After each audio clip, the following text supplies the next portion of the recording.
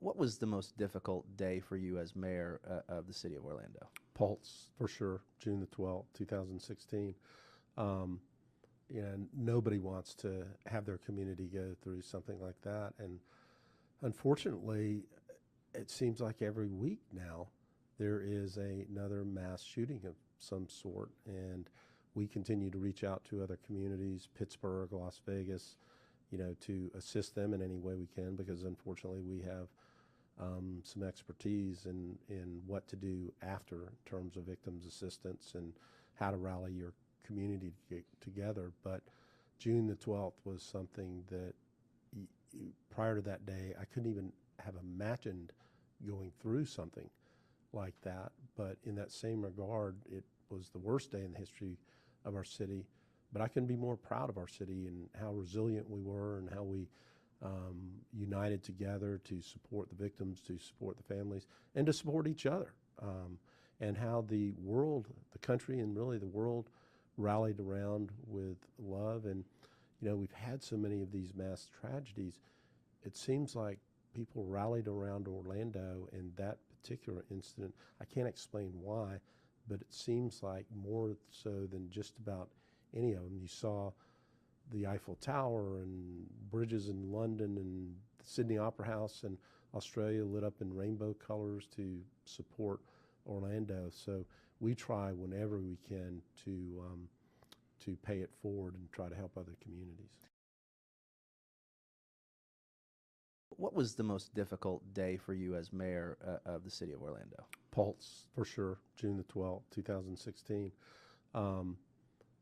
Nobody wants to have their community go through something like that. And unfortunately, it seems like every week now there is another mass shooting of some sort. And we continue to reach out to other communities, Pittsburgh, Las Vegas, to assist them in any way we can, because unfortunately we have some expertise in what to do after in terms of victims assistance and how to rally your community to get together. But June the 12th was something that prior to that day, I couldn't even have imagined going through something like that. But in that same regard, it was the worst day in the history of our city. But I couldn't be more proud of our city and how resilient we were and how we united together to support the victims, to support the families, and to support each other. And how the world, the country, and really the world rallied around with love. And, we've had so many of these mass tragedies.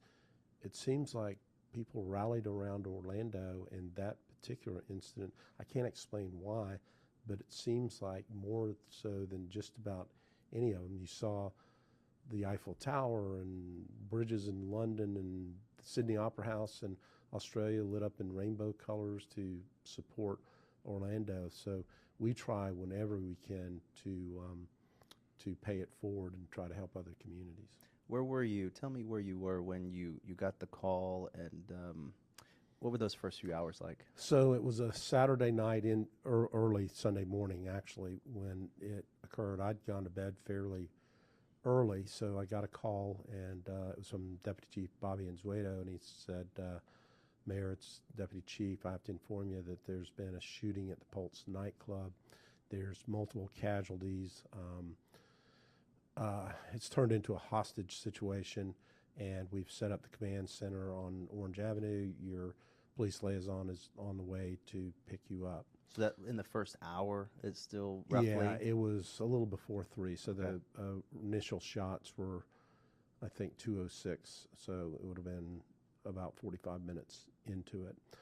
So my first inclination was to call my older son, who at that time was 26 and lives here in Orlando, because I didn't know if he'd ever been to Pulse or not, but it was the type of club that he could have been. It was a very welcoming place, and I just want to make sure he was home. The 1 in a million chance that somehow he might be at that club. I needed to know one way or the other, and he picked up, so he was home asleep in bed, so that made everything else I had to do a little bit easier for me on a personal manner. And I thought about what we were going to do, and I didn't know what the circumstances were, right? So, but I did know my job would ultimately be largely in the communication area. I wasn't going to go take out the bad guys or anything like that. So I picked up my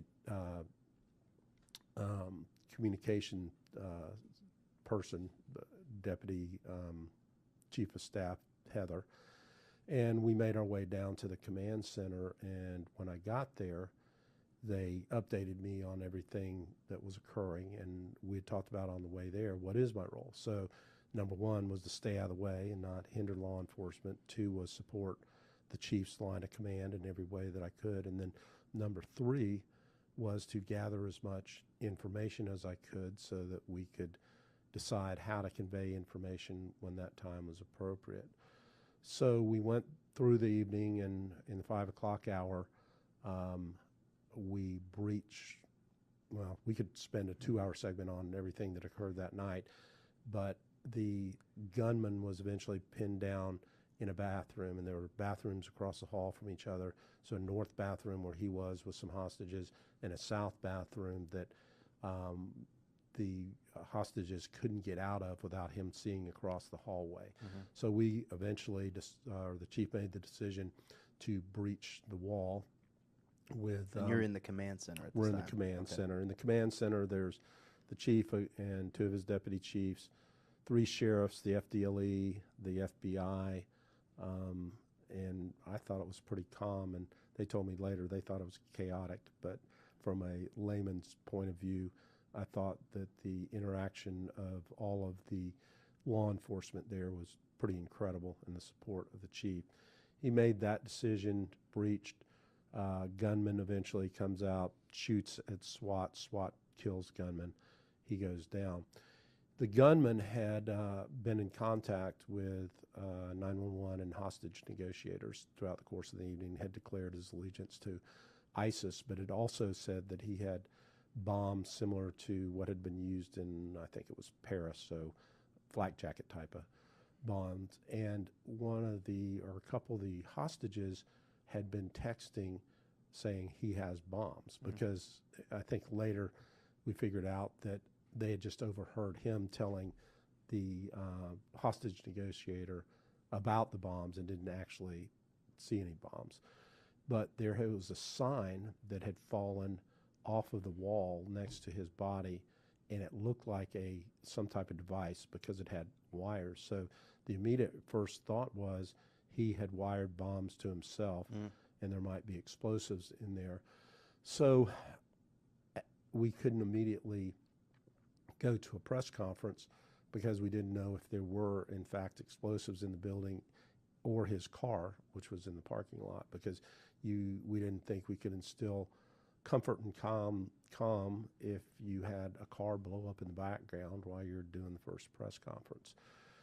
But we had quite a discussion with the FBI and the FDLE about what all this was going to look like. And initially, I should mention, since he had declared his allegiance to ISIS, the second the shooter was dead, the FBI said, we're in charge now. Immediately. So we had been in charge up to 5:15, and then the FBI was in charge. So that is when it became a discussion about how the press conferences are going to go. And initially they wanted to lead out, and we convinced them that it was a better idea to have the local mayor who's elected and known by the community, rather than as great a guy as the FBI agent in charge would have been a total unknown face coming out at the very first instance to tell people what had gone on. So what we wanted to do was have me be the face of it to begin with, and then to convey accurate information to calm everybody down and let them know that they were safe. And we did a lot of stuff by instinct that turned out to be the right thing. I've learned a lot about emergency response since then. But one of the things we did is came out and said we're not going to be defined by the act of a hate-filled killer. We're going to be defined by our response. Right up our front. response is going to be with love, with compassion, and with unity. And that was the message that all of Orlando gravitated to. Yeah, the moment that just sticks out in my mind the most about the first few hours is you come to the podium. It's 9, 10 o'clock. It could have been earlier. The first press conference, it was light out. and you're talking about what happened, and you go and you say the number of victims. That was the second press Okay, conference. and I've seen you do a lot of press conferences. I've seen you at 100 events, and you're reading a statement, and you say the number, and your voice just cracks, and you stop. Do you remember that? Absolutely. What was the emotion at that moment? That was the toughest public moment I've had in my entire career in any possible way, because what had happened was we only had anecdotally guesstimates at what the numbers of casualties were. So when we walked out for the first press conference, one of the officers that had been inside said there was at least 20 dead. But we didn't know how many people were dead. Could have been less, could have been more, but you didn't know. Just somewhere in that general range. So we weren't going to give a number at the first press conference, because I thought it was critically important that whatever information we're conveying is accurate, not something that we're guessing at or speculating about. So we got to the end of that press conference, and we were doing Q&A, and one of the reporters asked the chief, "I understand that there are 20 dead, is that right?" And the chief said yes, which was accurate, because there were 20 at least. So I turned around and walked and grabbed the chief as we were walking away, and I said, "We have to figure out what the real number is and be able to convey that at the next press conference, and we're not going back out until we know that." Well, unfortunately, they had determined that. Heather came walking toward me. She was all white-faced and said, "We just, while you were out here, been able to determine that it's 50 that are dead." So having to convey that, and I just looking at the very seasoned media people that were there, you could see in their faces it was they all took a deep breath too. So it wasn't just me, but that was probably the most difficult news I've ever had to deliver. Mayor, going through that, what is the advice that you give leaders in other communities, mayors in other communities that go through a tragedy like this? Have a communication plan. So some are practical things. Like a mistake we made day one was where we set up a reunification center that was accessible to the press, and victims' families were being harassed as they were trying to come in and find out information. So we moved over to Camping World Stadium. That's information I conveyed to Las Vegas in the first phone call. The mayor of Las Vegas, a good friend of mine, and I got her early that morning and just said that to her. We actually ended up sending our team out to Las Vegas, and they helped run their Victims Assistance Center for about 10 days out there. So I give them some practical advice, but it's have a communications plan. And, it's small little things. We had done a charrette. We always do a tabletop exercise, emergency management exercise every year. In happenstance, we're usually doing hurricane simulations. We did a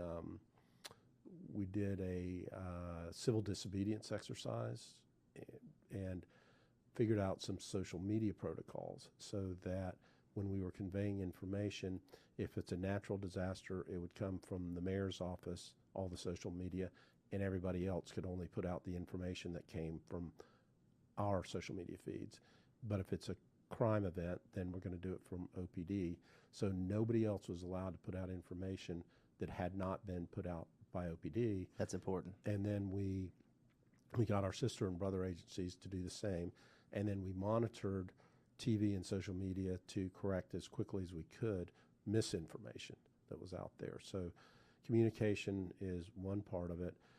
And then on a personal level, about a week after Pulse had occurred, a friend of mine who's a counselor called and say, "Hey, just want to check in on you to see how you're doing." And I said, "I'm doing okay, but I don't feel the emotion that I think I should be feeling right now."